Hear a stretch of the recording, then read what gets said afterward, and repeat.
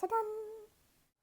Welcome to This Mystic Life podcast, a podcast that aims to look at the world differently, with total responsibility for sight. Well, hello everybody. It feels very important in this moment, in this holy instant that we find ourselves in, to draw in nearer to the Holy Spirit, to draw deeper in presence and prayer to know thyself. And so I'd like to start with reading a little piece from A Course in Miracles. Anything in this world that you believe is good and valuable and worth striving for can hurt you, and will do so. Not because it has the power to hurt, but just because you have denied it is but an illusion and made it real. And it is real to you. It is not nothing. And through its perceived reality has entered all the world of sick illusions. All belief in sin, in power of attack, in hurt and harm, in sacrifice and death has come to you. For no one can make one illusion real and still escape the rest. For who can choose to keep the ones that he prefers and find the safety that truth alone can give? Who can believe illusions are the same and still maintain that even one is best? Lead not your little life in solitude with one illusion as your only friend.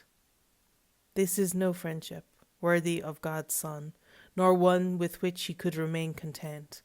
Yet God has given him a better friend, in whom all power in earth and heaven rests. The one illusion that you think is friend obscures his grace and majesty from you, and keeps his friendship and forgiveness from your welcoming embrace.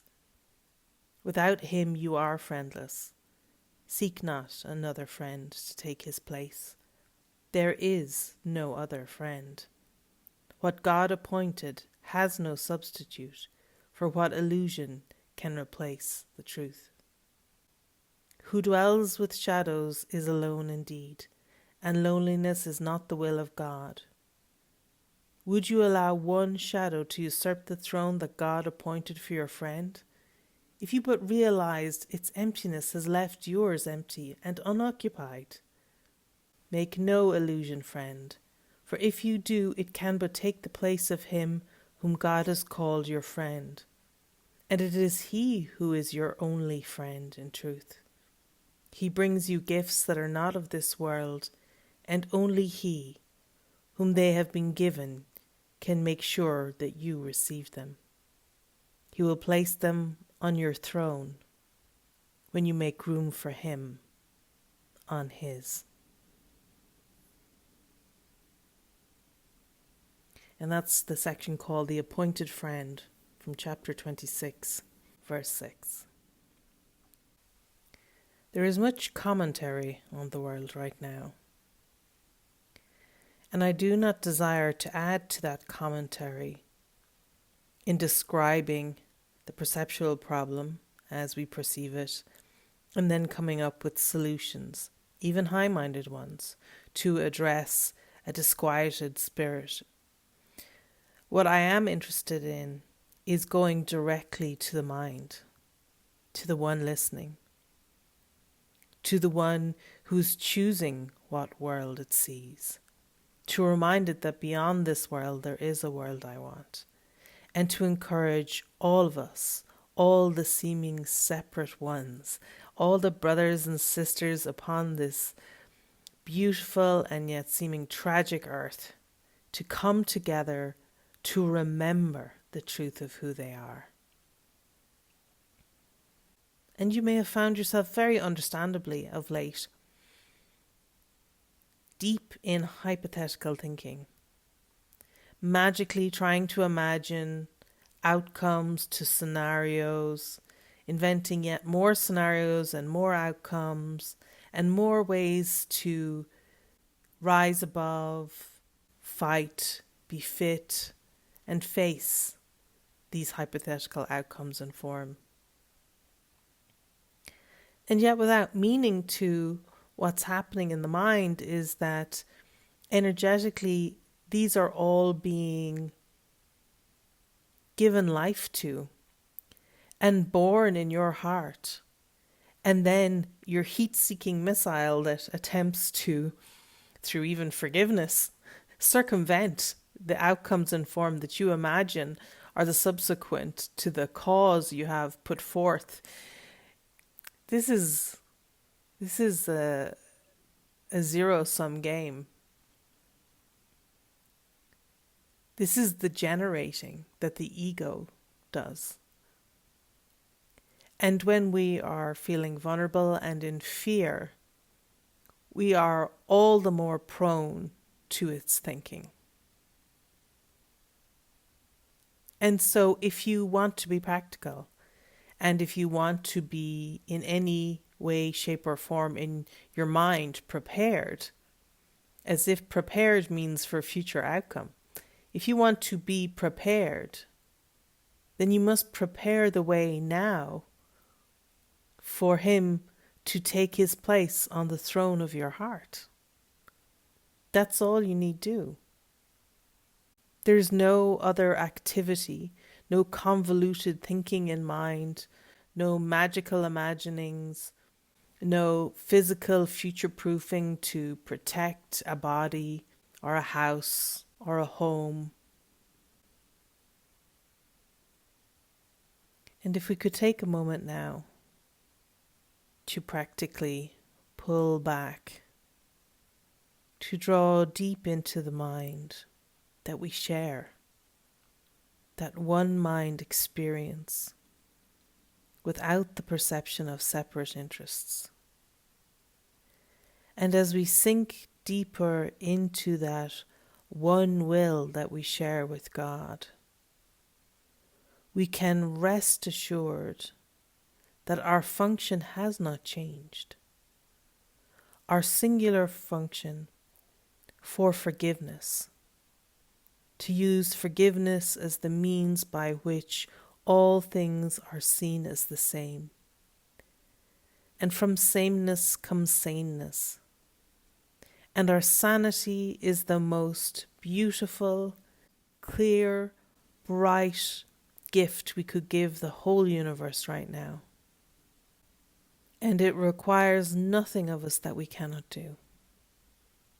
For it only asks us to move over a little and make space to welcome this invited guest to come into our hearts and minds and very gently live through us.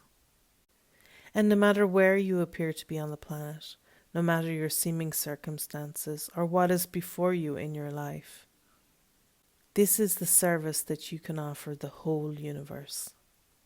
First and foremost, this is the service you can offer yourself, to restore awareness of peace exactly as it is, to not be deceived by the maya and illusion of fluctuating form, and to follow him who knows what's best for all in every seeming circumstances.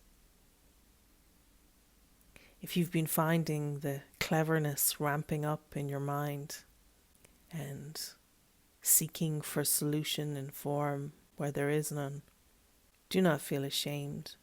It is a very natural and expected avenue to pursue because we want to be ready, we want to be good, we want to be chosen, we want to be on board with what is, even from a forgiveness point of view, even from the point of view of acceptance that perhaps you think the world is going to pot, going to hell in a handbag, and you, in your little heart, have this intensely devoted attitude that you want to be good with that. You want to be good with taking the hit, even as the world turns and changes, even when you secretly fear that your little self-concept, as you've known yourself to be, may be at risk or other little bodies that you love may be threatened in some way, or that just seeming daily life might shift from what you've known it to be. And yes, we are going deeper into the unknown. And yet, what has been issued is a clarion call of invitation, of welcome, of divine timing, that now is the perfect moment to open to that welcome and to allow that gentle, beautiful presence to become a greater part of your life. This is the level of intimacy you've been longing for your whole life. It doesn't involve people or places or things. You need make no declarations of what you're doing and what you're about. It is a quiet yielding to awareness of love's presence. And as that presence melts like liquid gold into your being, it has nothing it wants from you, only your blessing to come and be, and to lay by your arms by which you have defended your idea of yourself and others and this world for so long.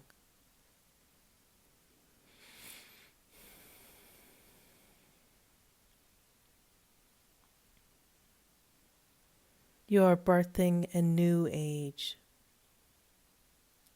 and by your invitation it is guided and led by one who is beloved. That's what makes this.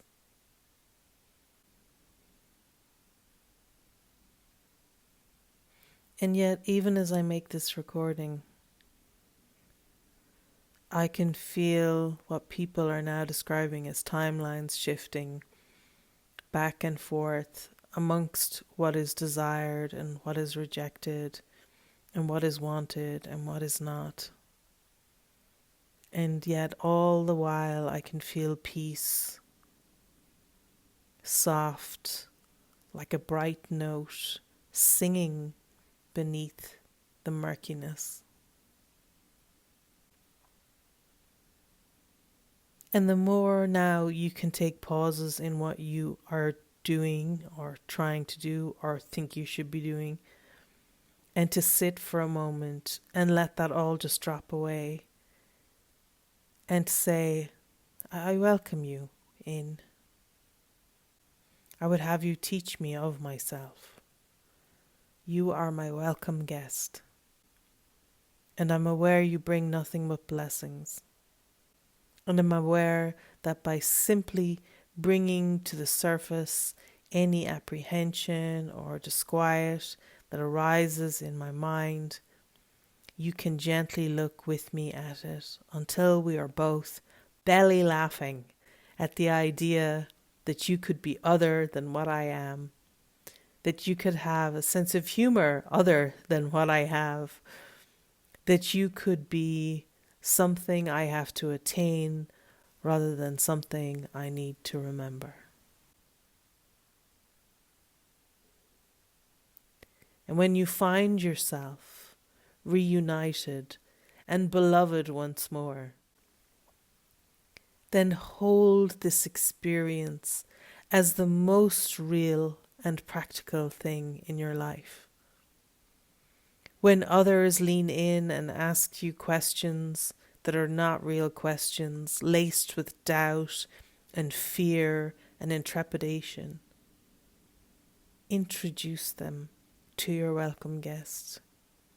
And in their own delight at the sparkle in your eyes, they will find igniting within their own self the spark and sparkle of the one who loves them.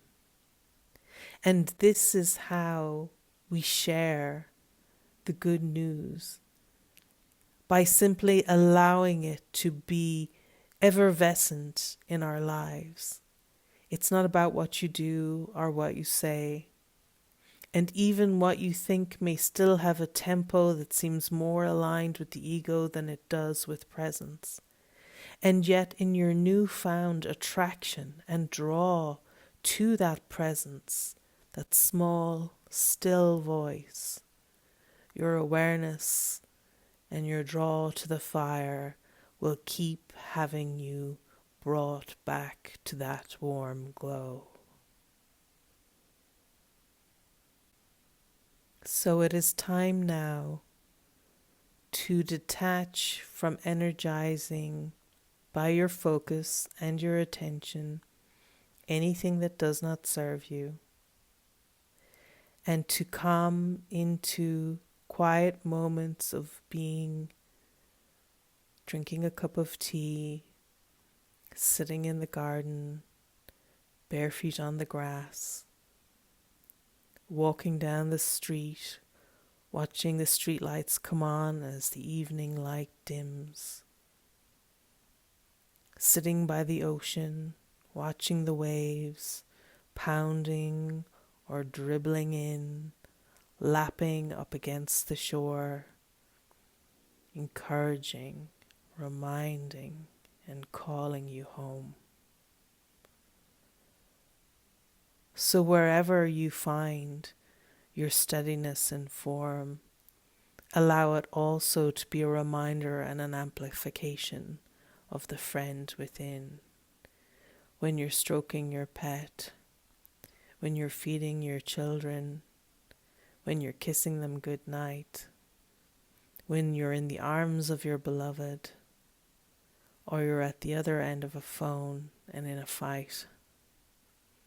Allow any attempt at communication to be turned into true communion and a remembrance of who you are and who they are.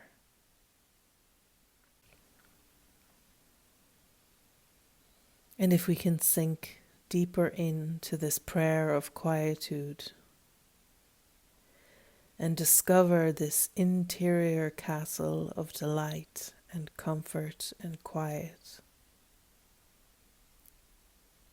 and allow it to become more real to us than the activities that are flowing through our fingers or the words that are emitting from our mouth or the kiss that is landing on our forehead. If we can allow all things to be done through us without judgment, without shame, without blame, without cause that is fear-led, then we shall be, no matter where we are or what we are doing, or what it seems to be for in the world's terms, we shall be an envoy of love, a messenger of peace, and a minister of God. And there is much ministering now to do. And first it must be in your own mind as you experience it to be. To allow yourself to be supremely led to that quiet. Don't wait for the heightened emotional moments. Become habituated to this inner dwelling, this temple of the Holy Spirit, this tabernacle of a relationship with God, and allow yourself to be warmly welcomed. It is not your job to take care of a hypothetical future. You couldn't possibly know what would be truly helpful, nor are you meant to. Good little children are in the moment. They are not ahead of their parents. They are snuggled in and safe in the knowledge that if there is something they need to know, somewhere they need to go, or something they need to see, they will be shown. That trust is now essential. And if you allow yourself to be unwound from the world of mesmerism and outcomes in form, you will see that the power of your mind is very strong. And when you withdraw energetic investment in anything that distresses you and amplifies illusion and multiplies hypothetical thinking, you realize, I have no need of that. That does not bring me comfort or peace at all. That does not leave me prepared for this hypothetical future which they are trying to foist fear upon. It leaves me, in fact, disabled because I am no longer centered in the peace and ground of my being. I am already out on a limb and flailing, and nothing is currently happening. Remember, there is no future we're afraid of. The fear is of a present and growing intimacy, a presence that is commanding our attention and is coming in close to hold us dear. All of the mechanization of the mind that's occurring is to escape that one intimate kiss with the beloved, that one communion moment that transcends all communication, contrivance, compromise, and complicity with the ego. You can just be relieved. So let us instead turn our face, our flushed cheeks, towards the intimacy that is now offered. And instead of saving it for a future fear moment where we try to arm ourselves to be prepared, recognize that what we thought we must fear was not our thought at all. The thought of fear, not even the ideas surrounding it, the simple thought that there could be something to fear, is obviously an alien thought. And this alien will is not your friend, nor does it have any power over you. If there was one thing that would be helpful to remember today, it is that I have no need of this, and mean it. I have no need of hypothetical futures where fear rules and struggle is what I must endure. I choose instead right now to intimately turn inward, to allow the last breath of the old world to exhale from my body,